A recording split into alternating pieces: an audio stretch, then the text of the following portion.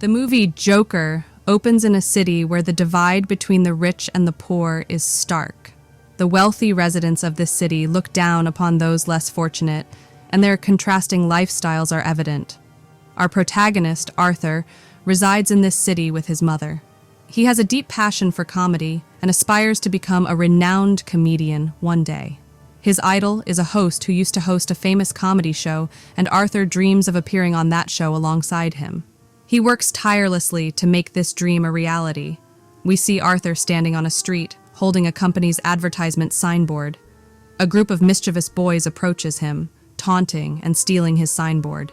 Dressed as a clown, Arthur chases after the boys in an attempt to retrieve his signboard. However, the boys lead him on a wild chase, culminating in them smashing the signboard into his face and beating him mercilessly. Dejected, Arthur goes to his employer to report the incident. Instead of empathy, he faces unusual scolding and threats of not being paid. Arthur's lack of self-confidence prevents him from defending himself, leaving him feeling even more disheartened. Outside, he contemplates his worth, wondering if he's so worthless that no one believes him. Returning home, he begins to dance, revealing his physical weakness. The following day, Arthur confides in a co-worker about the incident with the boys. The co-worker sympathizes and insists on giving him a gun for protection. Arthur initially refuses, but the co-worker forcefully hands it over. While on a bus, Arthur encounters a child sitting in front of him and attempts to make the child laugh. His efforts succeed, but the child's mother becomes angry and asks him to stop. However, Arthur's uncontrollable laughter reveals that he suffers from a mental disorder that causes him to laugh at inappropriate times. In an attempt to explain, he gives the woman a card with information about his condition. Returning home, he takes his medication, which he can only afford due to government assistance. On one visit to his psychiatrist, she asks to see his diary. In it, she discovers a written statement expressing Arthur's fear of dying in a meaningless way after having lived a difficult life. Later, Arthur returns home, and his mother inquires, "Have you received any letter from Thomas?" He replies, "No, not today or any other day." Thomas is portrayed as a formidable businessman, striking fear into people's hearts. His mother reassures Arthur, suggesting that Thomas will surely help them once he learns of their predicament. The following day, while heading home, Arthur crosses paths with a single mother and her daughter. He finds himself drawn to them, but eventually continues on his way. Back at home, his mother presses him once again about the elusive letter. Frustrated, Arthur responds, "He won't support us. And what's your connection with him?" Soon after, Arthur notices the single mother visiting his house. She playfully accuses him of following her, to which Arthur admits, "Yes, I liked you." This exchange sparks the beginning of a friendship between them. Meanwhile, Arthur receives a job opportunity as a comedian at a children's hospital. As he excitedly prepares for the gig, his gun accidentally falls out of his pocket, terrifying the children and leaving the staff bewildered. His employment is swiftly terminated, and the news spreads. Arthur tries to explain that it's just a toy gun when he calls his employer, but he is accused of taking the weapon from his co-worker. Feeling disheartened once more, Arthur boards a train to return home. On the train, he encounters 3 businessmen affiliated with Thomas who are harassing a young woman. Due to his uncontrollable laughter stemming from his mental disorder, they mistakenly believe he is laughing at them and brutally assault him, causing his mouth to bleed. Arthur attempts to explain his condition, but they ignore him. In a fit of aggression, Arthur retaliates and kills all 3 of them using his gun. Terrified by what he has done, he locks himself in a lavatory. Surprisingly, instead of remorse, he begins to dance, appearing unburdened and at peace. News of the murders reaches television broadcasts, with Thomas addressing the public, revealing that the 3 victims were his men, and they were killed by a clown. Despite this revelation, the impoverished population supports the clown instead of sympathizing with the murderers, because they view the clowns as symbols of protest against the wealthy elite. Following these events, Arthur visits his psychiatrist, who informs him that they are meeting for the last time because government funding for their sessions has been cut. Unable to continue treatment for free, she bids him farewell, leaving Arthur deeply saddened as he exits her office. Finally, we see Arthur in a comedy show, attempting to make the audience laugh, but his anxiety causes him to burst into uncontrollable laughter instead. His performance is disrupted, and he returns home, still grappling with his inner turmoil. As Arthur returns home, his mother urges him, "My son, please mail the letter addressed to Thomas." Arthur, curious, reads the letter and confronts his mother, asking why she kept it a secret. His mother explains that she and Thomas had feelings for each other and wanted to marry, but societal norms and class differences prevented them from doing so. Determined to learn the truth, Arthur sets off to meet his father. Upon arriving at Thomas's residence, he encounters Thomas's own son waiting behind the gate.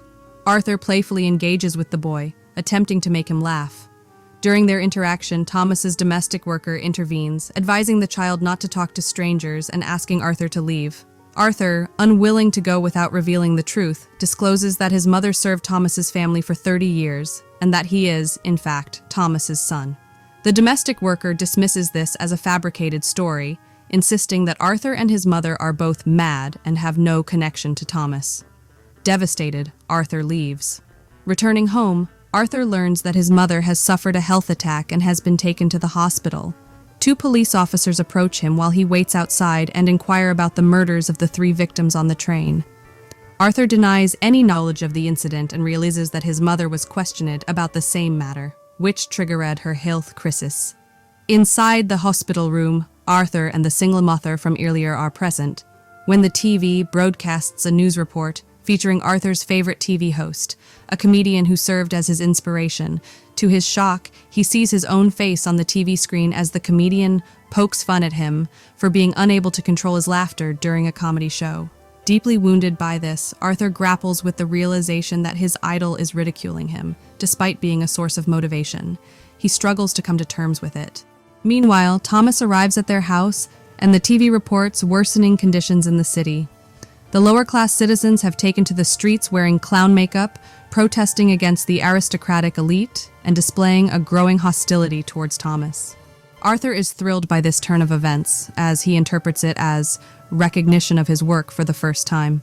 The protest takes place at a theater where the wealthy aristocrats are watching a movie, including Thomas himself. Police are called to quell the riot and maintain order. Chaos ensues, and taking advantage of the confusion, Arthur sneaks inside the theater. As he approaches Thomas, Arthur politely says to him, "I am your son." Arthur confronted Thomas, saying, "Remember, you and my mother used to be close companions." Thomas, however, denied any knowledge of a woman by that name and struck Arthur, causing his nose to bleed. Dejected, Arthur returned home. Later, he received a call from the police requesting an interrogation about the day when the 3 men were killed. At the same time, Arthur learned that his beloved comedian had invited him to appear on his show. The comedy clip featuring Arthur had boosted the show's popularity, and he was overjoyed at the invitation. But doubts lingered. Thomas's domestic worker had labeled his mother as insane. To verify the truth, Arthur visited the psychiatric hospital where his mother had been treated. He asked for her records and, stealing the file, discovered a statement that revealed his mother had been in an abusive relationship with another person, leading to both physical and mental trauma for her and himself. Distraught, Arthur went to the home of his friend, a single mother, only to realize she was a product of his imagination. He had been visualizing her. Troubled by his mother's injury, he went to the hospital and suffocated her to death with a pillow. Upon returning home, he found a photo of his mother with a message at the back. "I like your smile, Thomas." It dawned on him that his mother had been truthful all along. He began applying his clown makeup, feeling utterly despondent and disconnected from his surroundings. His coworker appeared at this point, wanting to question him about his mother's recent murder and the train incident involving the 3 deaths. Arthur suspected they were here to disrupt his life once more and violently killed his coworker. Dressed in his clown costume, Arthur prepared to attend his favorite comedian's show with great excitement, dancing his way there. However, police officers investigating the train incident also arrived at the venue. As Arthur ran away, he boarded a train filled with people wearing clown costumes, making it difficult for the police to identify him among the crowd. He took advantage of the confusion to escape and proceeded to the comedian's show. Once there, he approached the comedian and asked, "Are you also dressed as a clown? Are you part of the revolution against the aristocratic elite?" Arthur made a request. "Please don't reveal my identity to the audience except for this one fact." The live transmission begins, and the audience gets excited as they watch Arthur, the clown. They shower him with appreciation. Arthur's favorite comedian asks him a question: "Why have you chosen to come here in clown makeup?" The clown responds, "I've always yearned for happiness and wanted to share that joy with others. People seemed to like me in this appearance, so I thought it best to come this way." Then, he drops a bombshell. "I must confess," he announces to the live audience, "I am the one who killed those people on the train." He continues, "I'm revealing this before you because many poor individuals have met a violent end. Many from the upper class have brutally taken the lives of the less fortunate.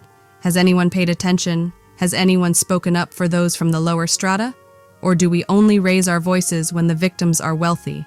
Is there no equality among all of humanity? Is there something inherently special about the wealthy?" Arthur passionately states, "Our society is corrupt. Its inhabitants are self-obsessed. You didn't invite me to this show out of sympathy. You did it because my presence was boosting your show's popularity." In response, Arthur's favorite comedian insists, "That's not true." Arthur's anger intensifies. "Are you still lying?" He draws his gun and fires it before the startled audience, causing panic as people scramble to flee. But Arthur remains confident and unafraid. The police apprehend the clown Arthur for his crime and escort him to a waiting vehicle. As they drive away, Arthur notices that many people on the streets are supporting him. Some of them seize an ambulance and ram it into the police car, causing a collision. The clown escapes and stands atop the damaged vehicle, uniting with the supportive crowd. The onlookers praise him with joy, despite his bleeding mouth and nose. With blood, Arthur forms a smiling curve on his face and laughs, spreading his arms wide. It's a smile that conceals his pain and grief. Now, he has become the symbol of hope and change for the people. He is content as the crowd showers him with admiration. Meanwhile, Thomas appears on the scene, leaving the city with his current wife and son. A clown standing nearby shoots and kills them, but spares their son. The scene shifts, and we see Arthur with his psychiatrist, still laughing. The psychiatrist asks, "Why do you keep laughing for no apparent reason?" Arthur looks at her and says, "You can never truly grasp this emotion." With those words, he walks away, his shoe soles stained with blood, a stark symbol of how a once virtuous man had transformed into a murderer. The underlying moral of the story becomes clear. An innocent victim can turn into an aggressor when subjected to cruelty. The relentless agony and suffering had turned him into someone apathetic towards violence. Now he finds solemn contentment in his life. The movie concludes with this scene, leaving viewers with a thought-provoking message.